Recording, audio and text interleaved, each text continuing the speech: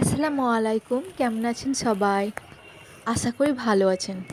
আজকে আমি আমার ছোট্ট বাগানটা, ছাদ বাগানটা আপনাদেরকে একটু ঘুরে দেখাবো। এই দেখুন এই ফুলটা, এটা হচ্ছে ড্রাগন ফুল। কি আশ্চর্য ফুল একটা!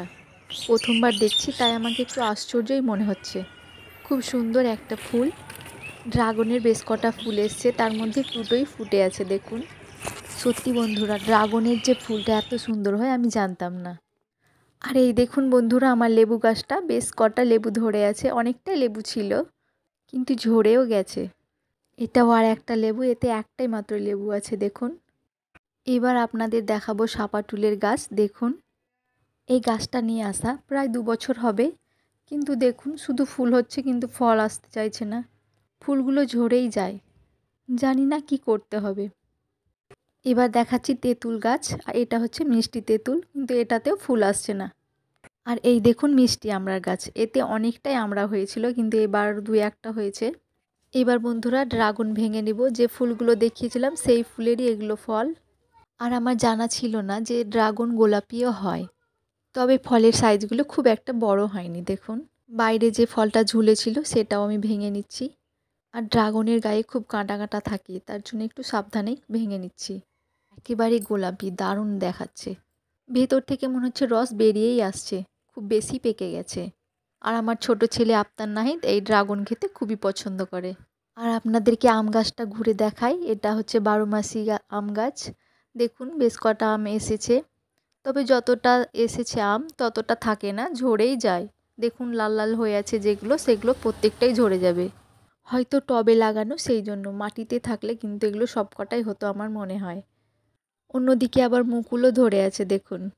এবার চলে আসছি পেয়ারার গাছে। এবার পেয়ারা কিন্তু অনেকটা এসেছে দেখুন, অনেকটা পাড়া হয়েছে। আর এখন আসমাত ভেঙে নিচ্ছে, সব কটাই একসাথেই পেকে গেছে, সেই জন্য একসাথে একটু ভেঙে নিই, নইলে কিন্তু পোকা হয়ে যাবে বেশি পেকে গেলে।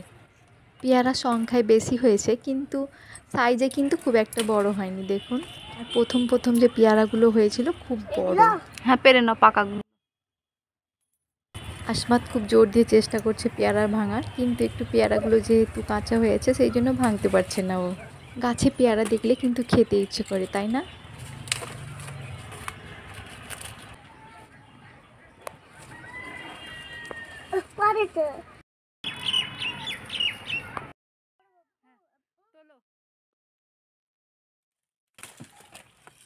থাক, ওটা পরে উঠায়, আগে এটা পারো। ওই দা আর একটা পাকা আছে, এই দে।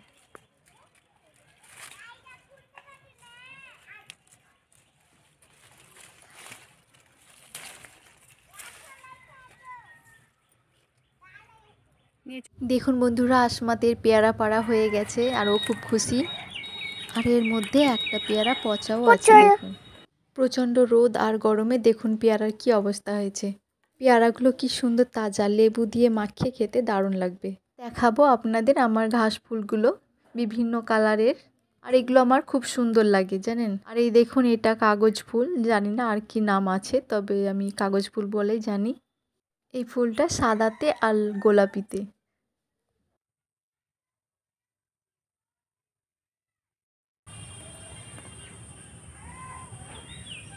আর এই ফুলটার গুচ্ছ দেখুন কি সুন্দর, দারুণ দেখাচ্ছে। কালারটাও খুব সুন্দর।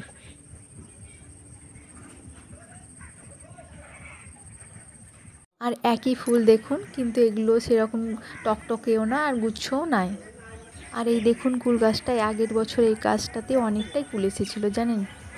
আর এইখানে দেখুন বালতিতে একটু মাটি ছিল, আর সেখানে ব্রাহ্মী শাক হয়েছে কি সুন্দরভাবে। আর এই দেখুন কারি পাতার গাছটা প্রায় মরেই গেছিলো, কিন্তু আবার গোড়া থেকে ফোর বেরিয়েছে। এবার আপনাদের দেখাই স্ট্রবেরির চারাগুলো কি সুন্দর হয়ে লতা পাতা হয়ে বেরিয়েছে দেখুন। চারা দেওয়ার জন্য অনেকটাই টব আশেপাশে রেখেছে। ভিডিওটি ভালো লাগলে একটা লাইক দেবেন। সবাই ভালো থাকবেন, সুস্থ থাকবেন, নিজের প্রতি খেয়াল রাখবেন। আর আমার ছোট্ট ছাদ বাগানটা কেমন লেগেছে অবশ্যই কমেন্ট করে জানাবেন।